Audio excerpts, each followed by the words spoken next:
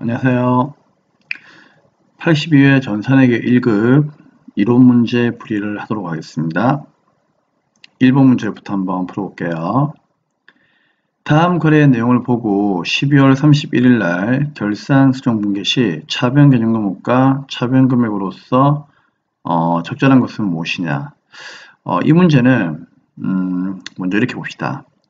되도록이면 여러분들이 조금 풀이를 할 때 이 문제에 대해서 너무 부담을 느끼지 마시고요. 좀 시간이 너무 막 급하게 그렇게 생각할 필요도 없습니다. 그냥 제일 좋은 거는 하나하나 분개해 보시는 게 제일 좋을 것 같아요. 그래서 분개를 해 보시는 게 여러분한테 좀 빠르지 않을까 싶네요. 자, 그럼 지금부터 한번 문제를 풀어보도록 하겠습니다. 자, 1번 문제부터 한번 보도록 하죠. 자, 1번에 보시면 이걸 분개하는 게 제일 좋은 게 8월 1일 날 소모품 60만 원만큼을 현금으로 구입하고 자산 처리했죠. 그러면 무슨 손이냐? 우리 경리가 8월 1일 날에 자, 뭘 샀다? 소모품을 샀다는 얘기죠. 소모품을. 그러면 소모품을 갖다가 얼마만큼 샀느냐? 60만 원만큼 샀는데 이걸 자산 처리했으니까 차변에 소모품 60만 원. 요렇게 분개를 했을 거예요. 그리고 대변에 이제 현금이 나갔는지 뭐가 나갔는지 그건 크게 중요한 건 아니니까 일단 돈을 주었다 그런 얘기죠. 그리고 나서 12월 31일 날에 이제 우리 회사가 재고를 갖다가 파악을 하겠죠. 그러면 소모품 미사용액이란 말은 쉽게 얘기하면은 사용하지 않았다. 그러면 사용하지 않았으니까 기말에 창고에 남아있겠죠. 결국은 기말 재고액이에요. 이해되겠죠? 기말 재고액이라고 생각하시면 돼요. 그러면은 뭐 소모품 계정 같은 거 하나 그려봐도 좋을 것 같은데, 자, 소모품이라고 하는 계정은 아무래도 이제 자산이니까 이제 차변을 뭘로 생각하면 된다? 자산은 원래 자리가 차변이잖아요. 그러면 차변을 소모품을 보관하는 창고다. 그렇게 생각하시면 되는 거예요. 그러면 창고에 소모품이 60만 원만큼 있었는데, 그쵸? 나중에 문 열고 가보니까 뭐라? 25만 원밖에 없다는 얘기죠. 그러면은 기말의 재고액이 얼마이다? 25만 원이다. 이걸 다른 말로 미사용액이다 하고 얘기를 하는 거죠. 그럼 나머지는 사용했겠네요. 사용한 게 바로 뭐가 된다? 소모품 B가 되는 겁니다. 이해되겠죠? 그러면 이 소모품 B가 얼마인가 하면은 45만 원이 되겠다. 그런 얘기죠. 그쵸? 그럼 우리는 이렇게 하면 돼요.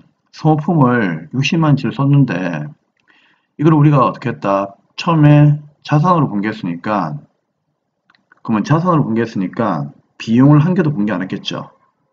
그럼 우리는 결산 때 뭐 하면 된다? 쓴 만큼 비용으로 잡아주는 분개를 해야 되는 거죠. 그러면은 차변의 답은 뭐가 되느냐? 우선 소모품 B가 되겠죠. 밑에서 구했으니까 얼마? 45만 원. 그리고 쓴 만큼 대비는 뭐다? 소모품을 없애버리면 되는 겁니다. 얼마? 45만 원. 맞잖아요. 쓴 만큼 소모품을 제거하면 되는 거죠. 그러면은 우리가 처음에 소모품이 60만 원만큼 있었는데 여기에서 45를 대변에 제거해버리면은 여기에서 이거를 퉁치면 25가 되잖아요. 여기 기말 제곱이 되는 거죠. 그럼 얘는 이제 BS에서 보고가 되는 거고 소모품비는 소모품비대로 IS 손익계산서에서 비용으로 보고되는 거죠. 그럼 문제는 이제 결산 수정분계라고 하는 것은 12월 말일 걸 얘기하는 거니까 여기에 차변 개정 과목과 차분 금액은 소모품비 45만 원. 요게 답이 되는 거니까 어라? 뭐지? 아, 35만 원이군요. 죄송해요. 그럴 수 있겠죠, 그쵸? 자, 미안합니다. 또 산수가 안 된단 말이죠, 제가. 슬퍼요. 미안합니다. 산수가 안 돼서 그래요. 자, 그러면 아무튼 이제 35만 원이 소모품비가 된다 그런 얘기죠. 그쵸? 이렇게 하면 되는 거죠. 그러면은 답은 소모품비 35만 원이 답이 되겠네요. 몇 번입니까? 그렇죠. 4번이 답이 되겠습니다. 자, 다음 2번으로 가겠습니다. 현금 및 현금 송자산으로서 구분할 수 없는 것은 무엇입니까?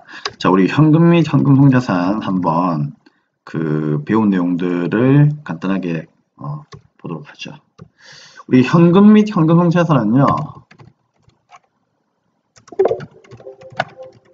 자산은 그냥 네 가지만 딱 기억하세요. 네 가지만. 아시겠죠? 자, 네 가지만 좀 기억하시면 좋을 것 같은데 그 중에 이제 첫 번째가 뭐가 있는가 하면은 현금. 물론 이 현금에는 통화대용증권 포함이죠. 통화대용증권 포함이죠. 뭐 자기하수표, 우편화증서 뭐 이런 거 알고 있죠. 자기하수표하고 타임발행수표, 우편화증서 뭐 이 정도가 좀 잘 나오니까 그렇게 외우시면 되고요. 그 다음에 이제 보통 예금 들어가는 것들, 그리고 당좌예금 이런 것들은 이제 마음만 먹으면은 내가 지금 당장이라도 CD에 가가지고 그 비밀번호 눌러서 어떻게 하면 돼요? 현금 꺼낼 수 있죠. 당좌예금 마찬가지. 수표 발행하면 현금처럼 쓰는 거잖아요. 그래서 현금성 자산 그러면은 현금 및 현금성 자산 그러면은 이제 요 세 가지가 일반적으로 현금 및 현금성 자산의 종류가 된다. 그렇게 이해하시면 될 것 같습니다. 자, 하지만 이제 하나가 더 있었죠. 뭐가 있었는가 하면은 이거 외에도 만기가 몇 개월, 3개월 이내인 금융상품 이렇게 외우시면 제일 좋아요. 그러니까 만기가 3개월 이내인 금융상품 이런 것들이 보통 보다 현금 및 현금성 자산으로 이제 보시면 되겠죠. 그러니까 만기가 3개월 이내라는 얘기는 만기가 얼마 안 되니까 3개월밖에 안 되니까 이내에 내가 돈을 살 수가 있는 거니까 이제 현금의 성격을 가지고 있지 않느냐 이렇게 보는 거예요. 그러면은 우편화증서하고 자기하수표는 현금이고 보통 예금도 현금성 자산이니까 결국 정기적금이 뭐가 되는 겁니까? 그렇죠. 답이 되겠죠. 정기적금은 단기 투자 자산으로 이해하시면 될 것 같습니다. 아시겠죠? 단기 투자 자산. 그래서 단기 투자 자산 하면은 이제 우리가 이렇게 보시면 돼요. 그 단기 투자 자산 하면은 일반적으로 단기 매매 증권, 주식 채권 같은 거 있죠. 그런 것들. 그 다음에 정기 예금, 정기 적금 같은 것들. 그 다음에 단기 대금 같은 것들. 이 정도 이해하시면 될 것 같습니다. 그래서 현금성 자산 나올 때는 요 네 가지를 꼭 좀 기억을 하세요. 자, 3번입니다. 일반 기업 회계 기준상 유가증권에 대한 설명으로서 틀린 것은 무엇입니까? 자, 이거를 갖다가 여러분들이 많이 어려워하시는 것 같은데 제가 이거 좀 쉽게 이해할 수 있도록 자, 설명을 좀 도와드릴게요. 좀 안타까운 게 이게 단기 매매증권하고 매도강증권, 만기보유증권 이런 것들을 갖다가 여러분들이 조금 암기를 하셔야만 이해할 수 있는 거거든요. 자, 그럼 봅시다. 우리가 유가증권은 보유 목적에 따라 가지고 크게 네 가지로 나누죠. 첫째는 단기 매매 증권, 둘째는 매도 가능 증권, 그다음 셋째는 뭐 있죠? 셋째는 만기 보유증권, 그 다음에 넷째는 지분법 적용 투자 주식이죠. 이 단기 매매 증권의 경우에는 단기간 동안 내가 사고 팔면서 시세 차익을 올리는 거고요. 매도가능 증권도 마찬가지예요. 매도가능 증권도 보유하고 있는 이유는 아무튼 내가 사가지고 이제 비싸게, 그러니까 단기 매매 증권하고 매도가능 증권은 싸게 사가지고 비싸게 파는 게 목적이에요. 물론 단기 매매 증권은 일반적으로 시장성이 있기 때문에 뭐 자유롭게 이제 내가 샀다 팔았다 할 수 있는 건데 매도가능 증권 같은 경우에는 일반적으로 시장성이 별로 없어요. 그러니까 시장성이 별로 없는 그런 주식들이 많기 때문에 아무래도 이제 좀 장기 투자가 될 우려가 좀 있다. 뭐 그 정도만 좀 이해하시면 될 것 같은데 아무튼 간에 단기 매매 증권과 매도가능 증권을 보유하고 있는 목적은 일단 뭐죠? 시세 차익이 목적이에요. 그러면 시세 차익이 목적이라는 얘기는 무슨 말인가 하면은 그만큼 얘는 주가에 민감하다 그런 얘기죠. 그렇기 때문에 항상 기말되면은요, 뭐한다? 평가를 해야 돼요. 기말을 평가해가지고 현재 주가가 얼마인지 확인해가지고 그 평가한 만큼을 평가이익이나 평가손실 이렇게 분배를 한다는 얘기죠. 아시겠죠? 그래서 얘들은 아무튼 간에 뭐다? 공통점이 시세 차익이다. 그래서 시세 차익이 목적인 것들은 전부 다 뭐죠? 기말에 평가를 해야 돼요. 근데 만기보증권 같은 경우에는 이제 우리가 만기까지 보유하면서 원금과 이자를 다 받는 거기 때문에 얘는 주가라든지, 물론 주가는 아니지만 채권이니까 어떤 시세라든지 이런데 별로 그렇게 구애받을 필요가 없는 거죠. 지분법 적용 투자주식도 마찬가지입니다. 자회사의 주식이잖아요. 그렇죠? 그러니까 얘 둘이는 일반적으로 주가에, 즉 시세에 영향을 받지 않는다는 얘기죠. 시세에 영향을 받지 않으면 평가할 필요가 없는 거죠. 그래서 요거 하나만 조금 기억을 하시고 문제를 풀어보겠습니다. 틀린 게 뭐냐? 첫째, 채무증권은 취득할 경우 만기보증권, 단기매매증권, 매도하는 증권으로 분류한다. 이번 이거 나왔으니까 한번 얘기해 보도록 하죠. 여기 요 칸을 잘 따라오시면 될 것 같아요. 요 칸을. 자, 단기매매증권은 일반적으로 누가 있습니까? 주식과 채권이 있죠. 색깔을 좀 파란색으로 할까? 주식과 채권이 있죠. 매도하는 증권도 주식과 채권 둘 다 되잖아요. 그쵸? 근데 만기보증권은 뭐만 되죠? 채권만 되는 거죠. 왜냐면 주식은 만기가 없으니까. 그리고 지분법 적용 주식도 말 그대로 주식이라 되어 있으니까 이거는 주식만 되는 거죠. 그러면은 채권이라고 하는 것은 어떻죠? 당연히 취득할 경우에 만기보증권, 단기매매증권, 매도하는 증권 세 개 중 하나로 분류할 수가 있다. 맞는 말이죠. 단기매매증권, 매도하는 증권, 만기보증권 셋 중에 하나로 분류할 수 있죠. 두 번째, 단기매매증권과 만기보증권은 원칙적으로 공정가치로 평가한다. 자, 평가는 누가 한다고 했죠? 시세 차익의 목적인 단기매매증권과 매도가능 증권 둘만 하면 되는 거예요. 만기보증권이 아니죠. 매도가능 증권이죠. 틀린 것은 2번이 되겠습니다. 3번은 알고 있죠? 단기매매증권이 시장성을 상실한다. 요 단기매매증권이 시장성을 상실하게 되면은 그쵸? 뭘로? 매도 가능증권으로 분류가 되겠죠. 주식이 예를 들어서 상폐가 되었다. 그럼 매도로 가는 거죠. 그렇죠? 자, 채무증권을 만기까지 보유할 적극적인 의도와 능력이 있는 경우에는 만기보증권으로 분류하시면 되겠습니다. 답은 2번이 되겠죠.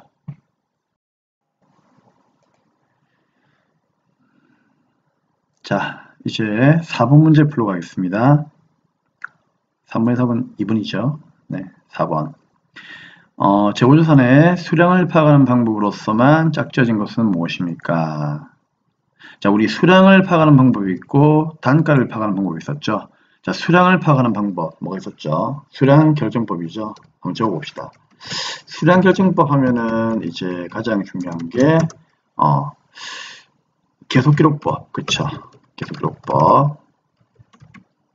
그러니까 살 때마다 팔 때마다 수량을 계속 파악하는 거죠. 근데 실지재고조사법도 있죠. 이건 뭔가 하면은 살 때는 물론 수량을 적어요. 근데 팔 때는요 안 적죠, 그쵸? 그 다음에 요 두 개를 섞어 쓰는 게 혼합법이 있다. 자, 그 다음에 이제 단가 결정법이 있는데 우리 단가 결정법은 이제 뭐가 있죠? 먼저 개별적으로 하나하나 단가를 구하는 개별법이 있죠. 이게 원가 회계로 따지면 이제 개별원가 계산 생각하시면 돼요. 주로 이제 조선업, 항공기 제조업, 건설업. 자, 조선업 같은 경우 하더라도 배가 주문 들어오면은 주문이 들어오는 것마다 하나하나씩 개별적으로 단가를 결정하잖아요. 맞잖아요. 그렇기 때문에 이 개별법 같은 경우에는 이제 대량 생산보다는 주문 생산 체계에서 거의 많이 쓰이고 있다. 근데 이제 선입 선출법하고 후입 선출법하고 그 다음 뭐 있죠? 이동평균법, 그 다음에 총평균법 있잖아요. 그렇죠. 물론 이동과 총평균을 합쳐서 뭐라고 한다? 가중평균법이라고 하죠. 이런 거는 주로 이제 어디서 많이 씁니까? 이런 거는 주로 이제 그 대량 생산 기업에서 많이 쓰고 있죠. 그리고 이제 백화점이나 뭐 이마트 같은 이런 유통기업에서 많이 쓰는 게 소매제고법. 그렇죠. 이런 게 있다. 자, 그러면 이제 여러분들은 뭐를 이제 보셔야 되는가 하면은 수량을 파악하는 방법만 묻고 있으니까 결국 누굽니까? 계속기록법 이해하고요. 나도 이런 거 좀 하고 싶어. 안 되네요. 자, 이게 미안합니다. 자, 아무튼 계속 기록법하고, 자, 그 다음에 이제 또 뭐가 있죠? 실제고 주사법. 그러면 다하고 마하고 두 개밖에 없네요. 그쵸? 다하고 마하고. 그러면은 이게 빨간색으로 제가 또 해놓을게요. 자, 그러면은 다하고 마하고 두 개니까 다음 몇 번? 예, 3번이 되겠네요. 그쵸? 자, 그 다음에 이제 5번에 이제 보도록 하겠습니다. 다음 자료에 의하여 단기말 재무제표에 표시할 유동부채의 금액은 얼마인가 라고 되어 있습니다. 유동부채. 자, 우리가 일반적으로 이제 유동부채가 있고 비유동부채가 있는데, 자, 이게 뭐 크게 어려운 것도 아니죠. 우리 유동부채 같은 경우에는 뭐 쉽게 생각하세요. 유동부채는 이제 1년 안에 갚아야 되는 거니까, 그쵸? 주로 이제 어떤 게 이제 많이 있는가 하면 우리가 흔히 배우는 거, 많이 쓰이는 거, 우리가 분개할 때 엄청나게 많이 쓰이는 거, 그런 게 있거든요. 그 중에 하나가 이제 외상매입금, 그 다음에 지급엄, 그쵸? 그 다음에 미지급금,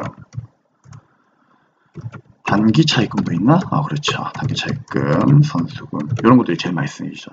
그리고 이제 비유동부채 같은 경우에는 쉬워요. 그냥 우리가 알고 있는 그 유동부채 앞에다가 장기만 달면 돼요. 장기만. 장기 플러스 유동부채이다. 그럼 만들어 볼까요? 어떻게 하면 되죠? 장기 외상매입금, 장기 지급엄, 장기 미지급금, 장기 차입금, 장기 선수금. 이게 만들면 돼요. 그쵸? 근데 이제 여기서 우리가 기본 수업 같은 거 할 때 비유동부채에서 이제 또 한 3가지 정도가 조금 중요했죠. 그래서 그거를 갖다가 우리가 단원 과목별로 공부한 적이 있을 겁니다. 중요한 게 이제 사채 이런 것도 있었고, 그 다음 또 뭐 있었죠? 퇴직급여, 충당부채, 맞죠? 이런 것도 있었고, 그 다음에 또 뭐 있었죠? 임대보증금 이런 것도 있었죠. 이 정도 이제 이해하시면은 크게 이제 무리는 없을 것 같고요. 비유동부채는. 그리고 이제 유동부채에서 이제 조금만 더 우리가 공부를 하자면은 이제 어떤 게 있었느냐 하면은 월급 줄 때 이제 그 세금이라든지 그 다음에 사대보험 같은 거 떼잖아요. 그때 이제 우리가 쓰는 거 예수금 같은 거, 그렇죠? 예수금. 그 다음에 또 어떤 거 있었습니까? 유동성 장기부채 이런 것도 한번 들어봤죠. 네, 그런 걸로 이제 찾아내시면 되겠습니다. 아니면 가장 그 좋은 방법 중에 하나가 어떤 게 있는가 하면은요, 이제 뭐 모든 강사님들께서 다 하시는 방법인데, 요 계정 과목 조회 등록 있죠. 여기 가가지고 여기 유동부채에 관한 부분을 갖다 이렇게 클릭을 해요. 네, 그러면 이제 알죠? 네, 이거는 뭐 우리가 보통 뭐 그 기출문제 풀이 같은 거 할 때는 거의 다 얘기 드리는데, 여기 보시면 이제 유동부채가 251분부터 290번까지잖아요. 그쵸? 그쵸? 251분부터 290분까지. 그럼 여기에 이제 예수금도 있고, 이렇게, 다 보이죠? 그쵸? 여기 없는 게 이제 답이 되겠죠. 아니면 이제 여기에서 우리가 F2를 누르시면 돼요. 여기에서 F2. F2 누르면 이제 이런 게 뜹니다. 그럼 여기에서 이제 뭐, 예를 들어서 뭐 예수금 이런 걸 친다. 그러면 커서가 뒤에 이렇게 예수금으로 가거든요. 254번. 그럼 254번은 여기에 보시는 유동부채의 범위이기 때문에 여기 유동부채구나. 뭐 그렇게 이해할 수 있는 건데, 이런 거는 진짜 내가 뭘 잘 모를 때 있잖아요. 그때 웬만하면 쓰시고요. 우리 공부하게 되면은 좀 오랫동안 공부를 하신 분들은요, 이거 거진다 이제 느낌이 다 오잖아요. 그쵸? 오기 때문에 굳이 이렇게까지 할 필요가 있느냐. 그 생각이 듭니다. 그래서 웬만하면 좀 이제 외울 수 있는 건 좀 외워주시는 게 좋을 수도 있다. 자, 그러면은 누구인지 한번 볼까요?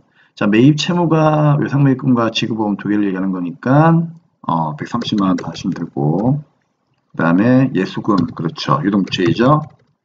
24만 더 하고, 단기차입금 당연히 유동부채이니까 600을 더 해야 되겠죠. 근데 장기가 붙으면 이거는 당연히 그 비유동부채가 되겠죠. 예, 그렇기 때문에 장기 미지급금은 비유동부채이니까 요거는 이제 X, 치면 되겠죠. 그러면 얘를 제외한 나머지를 더한 금액 아까 얼마였습니까? 그렇죠. 754만 원이 되는 겁니다. 그럼 답은 3번이 되겠네요. 네, 3번을 체크하시면 돼요. 네, 좋습니다. 자, 이제 5번으로 가도록 하겠습니다. 다음, 6번으로 가도록 하겠습니다. 다음 내역이 손익계 환수에 미친 영향으로 옳지 않은 것은 무엇입니까? 자, 핸드폰 요금, 감가상각비, 장애인단체, 기부금이죠. 자, 이게 핸드폰 요금은 통신비를 의미하는 거고요. 자, 적어봅시다. 통신비. 이거는 이제 제가 적는 거죠. 그 다음에 영업부에 대한 사무실의 감가상각비는 누굴 얘기하는 겁니까? 요거는 이제 말 그대로 그냥 감가상각비를 얘기하는 거죠. 감가상각비. 근데 통신비하고 이제 영업부의 감가상각비는 둘 다 공장으로 가는 건 아니니까, 맞죠? 그리고 이제 회사를 관리하기 위해 쓰는 거니까 판매비와 관리비가 되겠죠. 그렇죠? 이런 거는 뭐 다 알고 계셔야 되는 거니까 뭐 자신 없으면 찍어야죠. 그렇죠? 어쩔 수가 없습니다.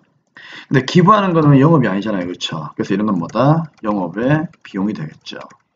이렇게 이제 보시면 될 것 같습니다. 그러면은 이제 영업이익에 영향을 주지 않는 디귿은 옳지 않은 거 묻고 있으니까 자 볼게요. 영업이익에 영향을 주지 않는 디귿은 단기순이익에만 영향을 준다. 맞죠? 우리가 이걸 좀 공부하려면 여러분들이 이제 어떤 걸 아시고 계셔야 되는가 하면은 요 공식을 아셔야 되죠. 오랜만에 한번 해볼까요?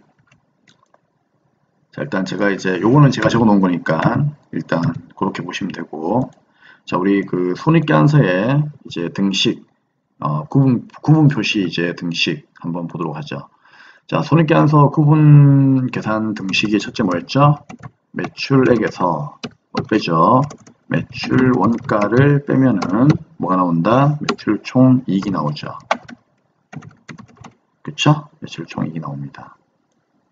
그리고 이 매출 총이익에서 다시 뭘 뺍니까? 판매비와 관리비를 빼면은 뭐 나오죠? 영업이익이 나옵니다. 여기 이제 순수하게 영업해가지고 생긴 이익이죠. 근데 여기서 이제 영업과 관련이 없는 외 수익은 다 하고요. 영업과 관련이 없는 영업 외 비용을 빼게 되면은 이제 뭐가 나옵니까? 그때는 이제 당연히 법인세를 빼기 전에 이제 이익이죠. 그래서 이제 법인세를 차감하기 전에 이익이다. 그래서 이제 이게 나오고요. 맞죠? 그럼 여기서 이제 법인세를 어떻게 합니까? 빼면은 그쵸? 그게 이제 단기순이익이 되는 거죠. 그래서 우리 정보 이용자들은 이렇게 손익계산서를 만들 때 항상 알고 싶어하는 것이 이제 이런 걸 알고 싶어하는 거죠. 매출총이익, 그 다음에 영업이익, 그 다음에 법인세 차감 전 순이익, 그 다음에 단기순이익 이렇게 네 개를 갖다가 구분해 가지고 이제 알기를 원하기 때문에 요 네 가지를 구하기 위해서 이제 손익계산서가 이렇게 변형이 된 거예요. 그래서 이제 손익계산서가 이제 보고할 때 이제 이렇게 되죠.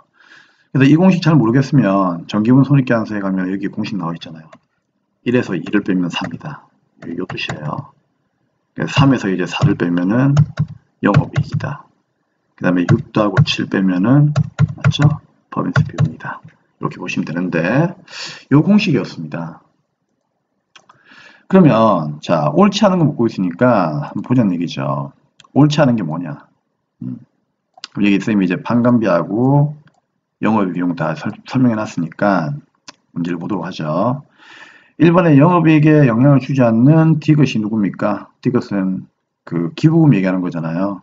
그러면 영업이익에 영향을 주지 않는 이 기부금은 영업의 비용이니까 여기 보시면 되겠다. 그렇지? 그럼 여기 이제 밑으로만 영향을 주고 요 위로는 영향을 주지 않잖아요. 맞죠? 그러니까 단기순이익에만 영향을 준다. 어떻습니까? 단기순이익에만 영향을 준다. 맞겠죠?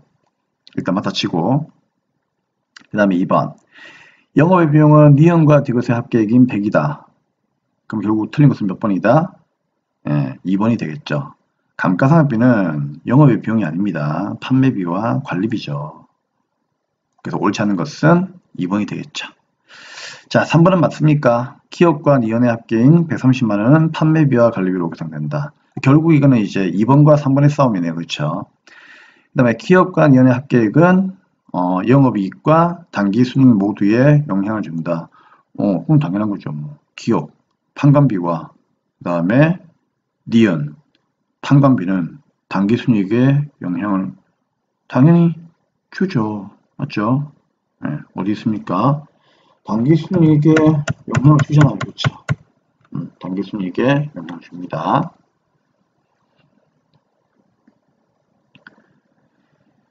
자, 됐습니다. 그래서 6번의 답은 2번이 되겠네요. 자, 이제 몇 번입니까? 7번으로 가도록 하죠.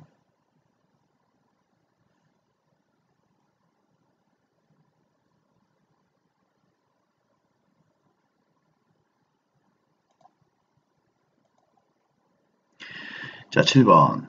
다음 유형자산 중에서 감가상각 처리의 대상에 해당하지 않은 것은 무엇입니까? 우리 감가상각을 하지 않는 게 두 가지가 있죠. 토지하고 건설 중인 자산. 이게 답이죠. 그럼 답 몇 번입니까? 네, 토지가 되겠네요. 답은 1번이 되겠습니다. 간단하죠, 이런 거는. 뭐 나머지는 여러분들이 뭐 좀 보시면 될 것 같고. 당연한 거니까. 이런 걸 설명할 수는 없다. 자, 8번. 자본에 대한 설명 중 잘못된 것은 무엇입니까? 자, 네이버에 가시면 증권 사이트라고 하는 곳이 있습니다. 자, 여기 가시면 그 삼성전자 한번 쳐볼게요. 삼성전자를 치면은요. 여기 삼성전자가 있고 삼성전자 우가 있잖아요. 그쵸? 요 삼성전자 우라 되어 있는 게 우선주예요. 여기 삼성전자라 되어 있는 게 보통주고. 이해되시겠죠? 그래서 이제 보통주는 일반적으로 이제 우리가 의사결정은 참여할 수 있는데 대신에 이제 배당은 좀 적게 주고요.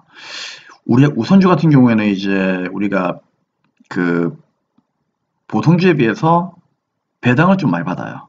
아니면 우선하여서 이제 배당을 주게 되면은 이제 우선주에 대해서만 이제 좀 더 많이 주든지 아니면 뭐 우선해서 주든지 이렇게 이제 주는 겁니다. 대신에 우선주는 이제 경영의사에서 참여하지는 말아라. 그러니까 이제 배당을 많이 주는 대신에 웬만하면은 회사의 경영에보다 간섭을 하지 말아라. 그게 이제 우선주의 의미이다. 그렇게 보시면 될 것 같습니다. 그래서 이렇게 자본금은 우선주와 보통주로 나누는데 그 공식은 발행주의수 곱하기 1주당 액면가액으로 표시가 되죠. 발행가액 너무 틀린 거죠. 다음 몇 번? 1번이 잘못된 거네요. 그렇죠? 그래서 1번이 틀린 거다. 그 다음에 이번에 잉여금은 자본잉여금과 이익잉여금으로 구분하는데 맞는 말이죠. 자본잉여금은 장사와 관계없이 자본거래에서 발생한 잉여금이고 이익잉여금은 장사와 관계있는 당기순이익을 말하는 거죠. 이익잉여금은 결국 당기순이익이에요. 그렇죠? 당기순이익을 이제 우리가 주식회사에서는 이익잉여금 이렇게 얘기를 하는 거죠. 주식 발행은 할증과 임명과 할인이 있다. 맞는 말이고요. 어떠한 발행을 하여도 자본금은 동일하다. 왜 동일합니까? 여러분, 자본이에요. 자본금이에요. 이걸 이해 잘 하셔야 됩니다. 자본금입니다. 자본금은 항상 액면가로 고정이 되어 있는 거기 때문에 절대적으로 이 금액은 변동하지 않습니다. 자본은 자본금, 자본잉여금, 이익잉여금, 자본조정 및 기타 포괄소인도 계획으로 표시한다. 답은 1번이죠. 자, 이제 9번에 원가액이 있습니다. 원가액에서 중요한 거는요, 이제 이걸 조금 공부를 하고 가도록 하겠습니다. 우리 원가액의 문제에서 말 문제 같은 경우에는 지금 보고 있는 이 내용만 여러분들이 좀 잘 외워주셔도 웬만하면은 한두 개 정도의 그 이론 문제는 다 맞출 수 있어요. 자, 그럼 다시 한번 얘기해 보겠습니다. 기본 수업에서 물론 다들 하셨겠지만, 그래도 한번 더 얘기해 볼게요. 자, 원가는 첫째, 발생 형태에 따라서 뭐다? 발생이라면은 제로비, 노후비, 재조경비로 나눕니다. 그리고 추적 가능성에 따라서 이라면은요. 추적 1만 나오면은 직접비와 간접비로 나누고요. 원가의 행태. 자, 행태에 따라서 고정비와 변동비로 나누는 거죠. 맞죠? 자, 그 다음에 이제 기초원가, 기본원가 같은 말이죠. 요거 직접 재료비 플러스 직접 노후비를 의미하는 거고요. 가공원가는 다른 말로 전환원가라고 하죠. 왜 전환원가입니까? 가공원가는 직접 재료비를 제외한 나머지의 원가를 얘기하는 거잖아요. 그쵸? 그러니까 직접 재료비가 예를 들어서 밀가루다. 그럼 밀가루를 빵으로 만들어주는 원가 뭐가 있을까요? 일단 제빵사 월급, 그쵸? 그 다음에 수도요금, 전기요금 이런 것들. 그러니까 한마디로 밀가루가 직접 재료비니까 그 직접 재료비를 제외한 나머지의 원가를 얘기하는 거죠. 근데 시험용은 어떻게 한다? 직접 노비 플러스 제조관리비다. 요것도 이제 같이 좀 암기를 하자 그런 얘기죠. 자, 그리고 이제 기초원가에도 속하고 가공원가에도 속하는 게 있다고 했죠. 그게 이제 직접 농업이다. 기억나십니까? 네, 이것도 하셔야 되고요. 내원원가, 의사결정에 전혀 영향을 주지 않는 원가죠. 자, 그 다음에 이제 변동비와 군용비가 있는데, 변동비는 아시죠? 여기 오른쪽으로 조업도가 증가할 때마다 총 원가는 증가하는데, 그쵸? 총 원가는 증가하지만 단가는 어때요? 항상 일정하죠. 근데 고정비는 이제 조업도가 증가함에 따라 가지고 어떻습니까? 당연히 이제 고정비는 조업도가 아무리 많아도 전체 원가는 일정하잖아요. 한 달에 월세는 항상 일정하자. 한 달에 월세, 임차료 항상 일정하죠. 자, 그래서 100개를 만들던 200개를 만들던 우리 회사의 월세는 고정되어 있다는 얘기죠. 고정비. 임차료 얘기하는 겁니다, 주로. 근데 이제 우리가 물건을 많이 만들면 많이 만들수록, 즉 생산량이 많아질수록 총원가는 일정하지만 그 총원가에서 생산량을 나누어 버린다면 단가는 뭐다? 하락할 수밖에 없다 그런 얘기죠. 그렇게 보시면 될 것 같습니다. 자, 이 내용들이 가장 원가액에서 많이 나오는 이론 문제이기 때문에 이걸 꼭 한 번 더 숙지하고 문제를 한번 풀어볼게요. 자, 9번. 틀린 게 뭐냐? 1번. 원가는 추적 가능성에 따라서 통제 가능 원가와 통제 불능 원가로 분류된다. 무슨 소리야? 추적 가능성에 따라서 방금 얘기했잖아요. 뭐 직접비와 간접비로 분류된다고 했으니까 맞죠? 다음 몇 번? 1번이 틀렸죠. 그래서 추적할 수 있으면 직접비, 추적할 수 없으면 간접비 아셔야 됩니다. 자, 2번. 조업도가 증가한다. 조업도를 그냥 생산량이라고 합시다. 생산량 증가하면은 단위당 변동비는 아까 뭐라고 했죠? 일정하다고 했죠? 일정하고 고정비는 감소한다. 그러면 단위당 변동비가 일정하고 고정비가 감소한다.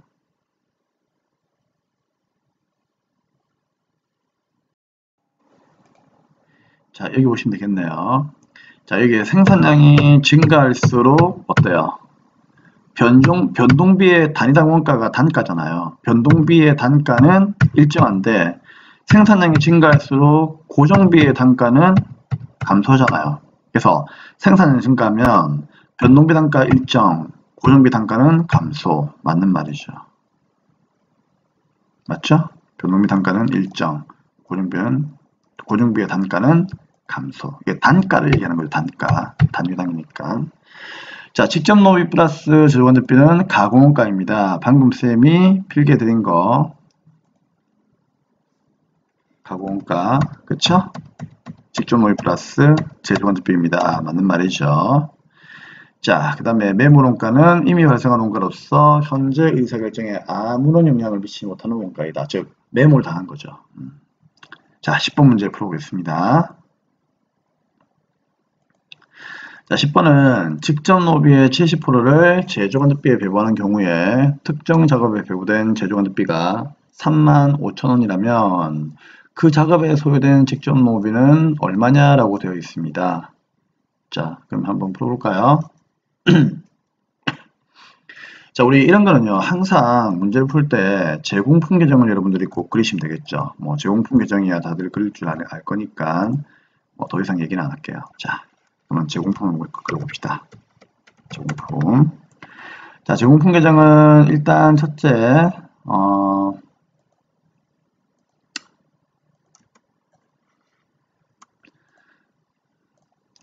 왼쪽 차변을 항상 공장이라고 생각하시고요. 자, 공장 안에 뭐가 있죠? 자, 우리 회사가 예를 들어서 빵 공장이다. 그러면 차변에 기초 제공품이 있죠. 저번 연도에서 넘어온 빵. 그 다음에 이걸 모자라니까 밀가루 투입하고 인건비 투입해가지고 조금 더 만들어야 되겠죠? 빵을요. 그러면 단기총 제조 원가가 나옵니다. 물론 이 단기총재정가 안에는요, 뭐가 포함되어 있습니까? 이거 아셔야죠. 예, 직접 재료비, 그쵸? 그 다음에 직접 노무비, 그럼 여기 이제 뭐 제조관리비까지 뭐 있다면 직접 경비도 있긴 있어요. 근데 잘 안 나오니까 이게 보통 이제 언급은 잘 안 하는데 직접 적용비, 제조 간접비가 이렇게 있는 거죠. 자, 여기까지 이해되죠? 그리고 이걸 다 만들어 버리면 대변에 따끈따끈한 빵이 되는 거죠. 이게 이제 제품이고요. 자, 덜 만들어지면 이제 뭐가 되는 겁니까? 다음 연도에 만들어야죠. 다음 연도에 만들기 위해서 기말의 제공품으로 나와 있는 거죠. 제품을 우리가 이제 다른 말로는 뭐라고 하죠? 완성품이라고도 하고요. 그렇죠? 정식 명칭이 뭡니까? 단기, 제품, 제조, 원가죠. 자, 그러면 일단 볼게요. 지금 문제가 물어보는 건 직접 노무비가 얼마이냐 이걸 물어보는 건데 직접 노무비가 얘잖아요. 얘가 얼마냐 그 얘기거든요. 근데 얘를 구할 수 있는 단서가 없단 말이죠. 그러면은 다른 단서를 보면서 우리가 추리하셔야 되는데 만일 특정 작업에 배부된 제조간접비가 그렇죠. 이게 뭐라 되어 있다? 35,000원이라면 그 작업에 소요된 직접 노무비는 얼마이냐 이렇게 나와 있거든요. 그쵸? 그러면은 여기 보세요. 직접 노무비의 70%를 제조간접비로 배분을 한대요. 자, 그럼 이게 무슨 소린가 하면은 자, 직접 노무비가 우리가 지금 구하려고 하는 답이잖아요. 그럼 이걸 x로 놓고요. 그러면 이 x에서 곱하기 몇 프로? 70%가 간접비로 배분된다. 그게 이제 이거죠. 35,000원이다. 이게 간접비가 35,000원에 돼 있잖아요. 그렇죠? 그러면 이제 직접 노비 x가 얼마냐? 그 얘기죠? 그럼 뭐 게임 끝났네요. 자, 어떻게 하면 되죠? x는 35,000원이고요. 그 다음 뭡니까? 이게 곱하기 70%가 넘어가면은 나누기가 되겠죠. 곱하기가 넘어가면 나누기라면서요. 그쵸? 자, 그러면 이제 70%면 우리가 이제 소점으로 이제 0.7이라고 하는 거니까 이걸 0.7로 한번 바꿔봅시다. 그러면은 이제 여기에는 나누기 이제 0.7이 되겠다 그런 얘기죠. 그러면은 얼마가 될까요? 35,000 나누기 0.7을 하면 되겠죠. 그러면은 5만원이 되겠죠. 그래서 답 몇 번? 5만원 되어 있는 3번이 답이 되겠다 그런 얘기죠. 자, 그래서 직접 노무비는 그냥 바로 나왔네요. 5만원이 답이 되겠습니다. 자, 답은 5만원 3번을 체크하시면 되겠군요. 일단 필기를 할 때는요, 요거 뭐 일시정지를 하시고 그렇게 이제 하시면 될 것 같습니다. 네. 자, 다음 문제 한번 보도록 할게요. 자, 11번 문제 보겠습니다. 제공품 계정에 표시할 수 없는 게 뭐냐? 그럼 방금 우리가 제공품 계정 봤잖아요. 제공품 계정에는 일단 차변에 뭐 적히죠?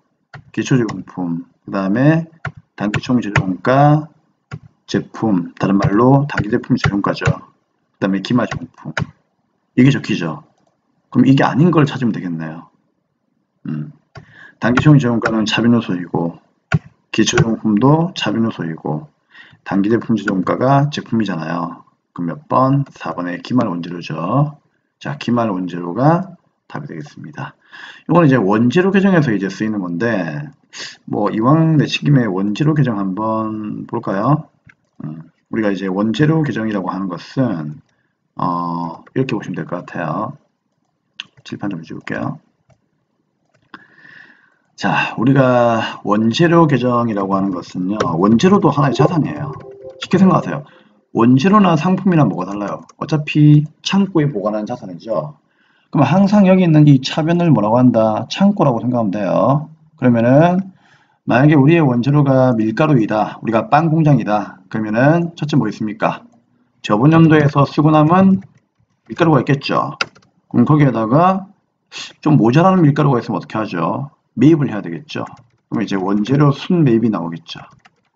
당연히 이 원재료 매입액은 순매입입니다. 순매입. 애누리 환출 이런 거 빼야 되겠죠. 그쵸?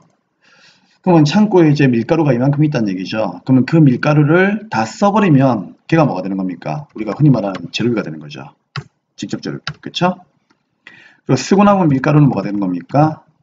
다음 연도에 쓰라고 넘겨줘야 되겠죠. 그게 이제 기말 원재료가 되는 겁니다. 그래서 이 문제에 보시다시피 기말 원재료는 그냥 원재료 계정에서 이제 나오는 거지 그 제공품 계정에서 이제 가는 건 아니죠. 그래서 이 원재료비가 여기 있는 요 재료비가 이제 직접 재료비죠. 요게 이제 우리 그 방금 보시다시피 제공품 계정 차변에 그 볼까요? 제공품 계정 차변에 자 기초 제공품이 있죠. 그리고 여기 뭡니까 이제 단기총 제조 원가가 있는데 요 단기총 제조 원가에 뭐가 있죠?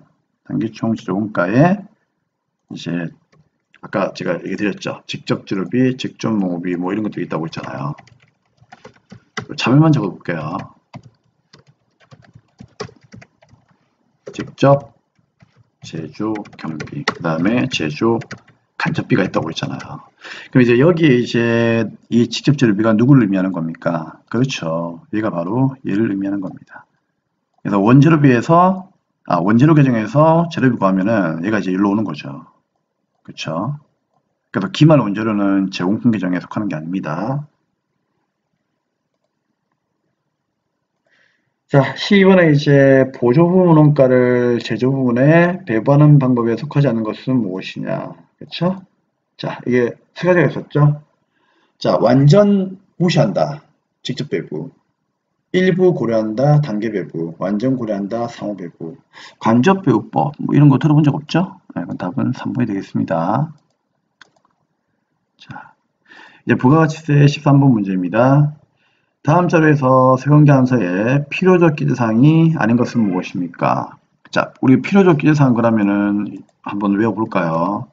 쉬워요. 일단 필요적 기재사항이 그렇게 어려운 내용이 아닙니다.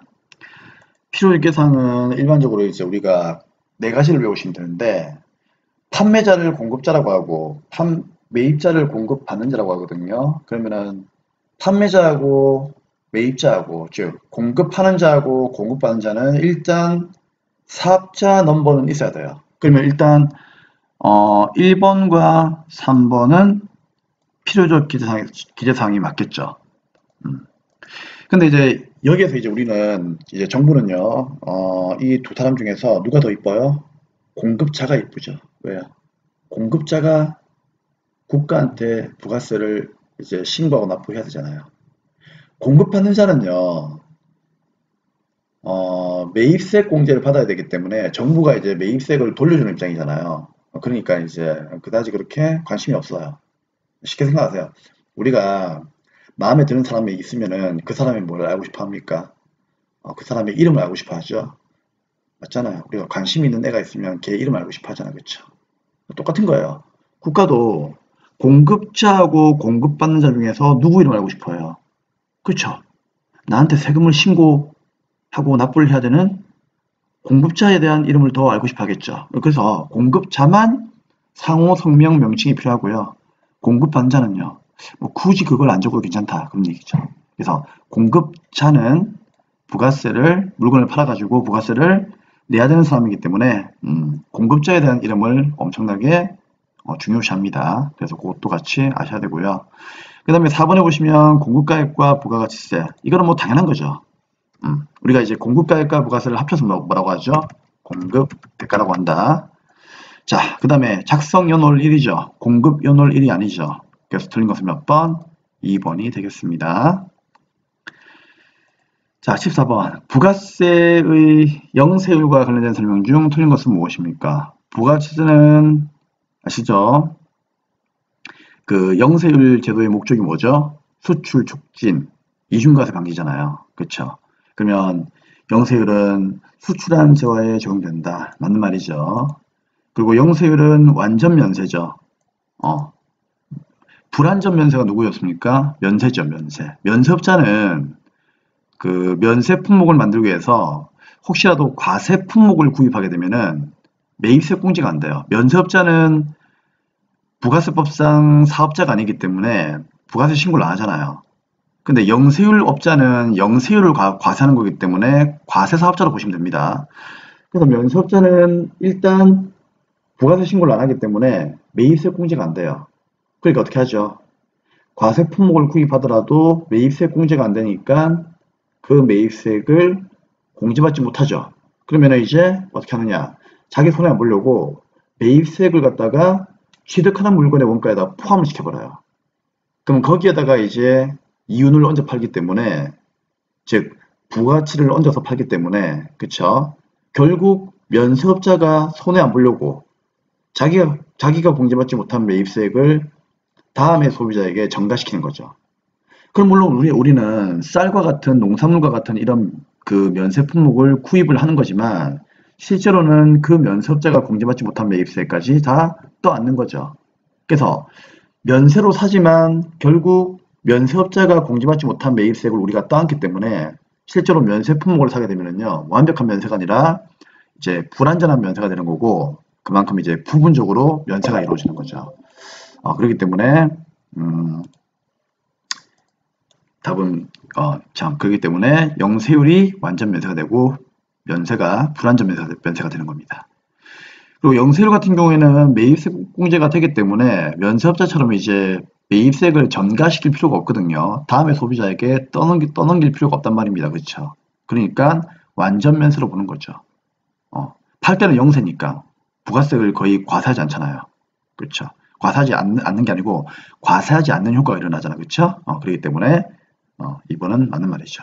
완전 면세에 해당한다. 설명이 좀 길었는데 혹시나 기억을 좀 되살리려고 제가 조금 더 길게 설명했습니다. 자, 3번. 직수출하는 재화의 경우에는 세원계한서를 발행 교부하지 않습니다. 요거는 이제 부가세법에 나와 있는 거기 때문에 다음 몇 번? 3번이 되겠죠. 그 세원계한서 교부 면제자 아시죠? 직수출, 그 다음에요. 그 소매업자, 물론 소매업자는 사업자가 요구할 때는 이제 발행을 해야 되겠죠. 그 다음에 직수출, 업종을 또 외우셔야 되겠죠. 택시, 목욕, 이발, 미용실 이런 것들이 있죠. 뭐 그런 것들. 입장권 발행 사업자, 그 다음에 간이가세자, 그 다음에 간주공급, 간주임대료, 간시들, 그쵸? 이렇게 외우시면 됩니다.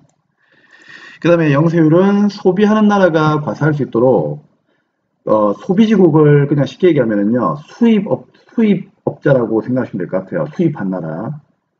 수출한 나라를 다른 말로 이제 생산지국이라고 하죠. 그러면 수출한 나라가 생산지국이니까 생산지국이 영세율을 적용하게 되면은 소비하는 나라가 자기 나라의 세율을 과세하면 되는 거거든요. 그렇기 때문에 소비지국 과세원칙, 즉 소비하는 나라가 과세할 수 있도록 도와준다 그런 얘기죠. 우리나라는. 그렇기 때문에 소비지국 과세원칙을 구현하기 위한 제도이죠. 맞는 말입니다. 자, 아무튼 답은 3번입니다. 직수출은 세원계한서를 발행 안 합니다. 그리고 직수출은요, 어차피 쉽게 생각하세요. 외국인한테 세원계한서를 주잖아요. 맞죠? 그럼 그 세원계한서를 들고 우리나라에 오겠습니까? 안 와요. 안 온단 말이에요. 걔들은 우리나라의 부가세법을 모르잖아요. 그쵸? 자, 15번입니다. 라스트. 자, 성실은 3월 5일날 폐업했죠. 그쵸? 그럼 우리 옛날에 간주공급 배운 적 있죠? 자, 간주공급 한번 외워봅시다. 간주공급. 자, 외울 때 사자, 개폐 이렇게 외우시면 돼요. 자, 사가 뭘까요? 사업상 증여. 뭐 유치하지만 이렇게 외우세요. 자, 자는 자가 공급, 개는 개인적 공급이죠. 폐는 폐 없이 잔존증하죠. 요것만 조금 공부할 건데, 그 폐업시 잔존재화의 경우에는 폐업한 날에 남아있는 과세 품목에 대해서 시가로 10% 과세해가지고 이제 부가세를 내고 문 닫는 거죠. 맞잖아요. 그렇죠? 그러면 이제 여기에서는 부가세 신고 시에 과표가 얼마냐 물어봤으니까 과표는 항상 시가예요. 아시죠? 자, 간주공급에서 과표는 전부 다 시가로 보시면 되는 겁니다. 시가로. 물론 한 개는 빼죠. 누구? 자가공급에서 이제 직매장 만출인데 걔 빼고 나머지는 전부 다 시가로 가사는 거죠. 시가 800이 답이 되겠습니다. 답은 800이 되겠네요. 자, 이상으로 이제 전산회계 1급 이론 문제를 다 풀었습니다. 열심히 공부 좀 해주시고요. 일단 전산회계 1급 이론 문제를 풀 때는 항상 내가 아는 거, 쉬운 거 있잖아요. 그런 걸 좀 여러분들이 많이 풀어주셔야 됩니다. 그리고 시험장 가시면은 항상 계산 문제, 좀 어려운 문제, 글자 긴 거 이런 거는 나중에 푼다 생각하시고 전체적으로 간단한 거 먼저 푸시고요. 그 다음 나머지를 이제 남은 시간 동안에 여러분들이 정리하시면 될 것 같습니다. 그리고 요즘에는 뭐 아시겠지만 그쵸, 여기 보시면은 전체 15문제죠. 이렇게 1이 3개 나오고요. 맞죠? 2도 3개 나오고요. 그쵸? 3도 3개 나온다는 얘기죠. 3은 5개 나오네요. 4가 3개 나오죠. 요즘 이제 출제위원이 이제 한 놈만 5개를 내고요. 답을 한 놈만. 한 놈만 5개를 내고 나머지는 333 기법으로 가고 있단 말이에요. 그래서 우리가 이제 예를 들어서 뭐 3번이 아니더라도 1번만 줄 세웠다. 그러면 이제 몇 개? 3개는 맞을 수 있다는 얘기죠. 2, 3은 6. 그쵸? 6점은 맞는다는 얘기죠. 그러니까 가장 좋은 방법이 우리가 모르면은요, 되도록이면 그냥 모르는 거는 안 푸는 게 좋아요. 그래서 아는 것만 충분히 풀어도 괜찮아요. 그러니까 아는 것만 충분히 풀고 나서, 아시겠죠? 여기서 이제 좀 쉬운 것들, 이런 것들을 좀 이제 여러분들이 풀고 나서 있잖아요. 나머지 어렵거나 헷갈린다. 여러분, 어렵고 헷갈리고 애매모호한 거는요, 그냥 차라리 풀지 마세요. 그냥 확실한 문제를 풀고 나서, 아시겠죠? 나머지는 이제 어떻게 한다? 모르겠다. 애매모호하다. 그러면은 내가 풀었던 확실한 문제에 대해서 카운트를 하세요. 뭐 3번을 내가 하나 찍었고, 그렇죠? 뭐 예를 들어서 뭐 3번을 하나 찍었고 2번을 2개 찍었다. 예를 들어서 내가 5문제를 풀었는데 3번 1개, 2번 2개, 그 다음에 1번 뭐 1개, 1번 한 2개 정도 이렇게 찍었다. 그럼 내가 안 찍은 건 4번이잖아요. 그럼 나머지는 전부 다 4로 줄을 세우세요. 그럼 4가 걸리겠지 뭐.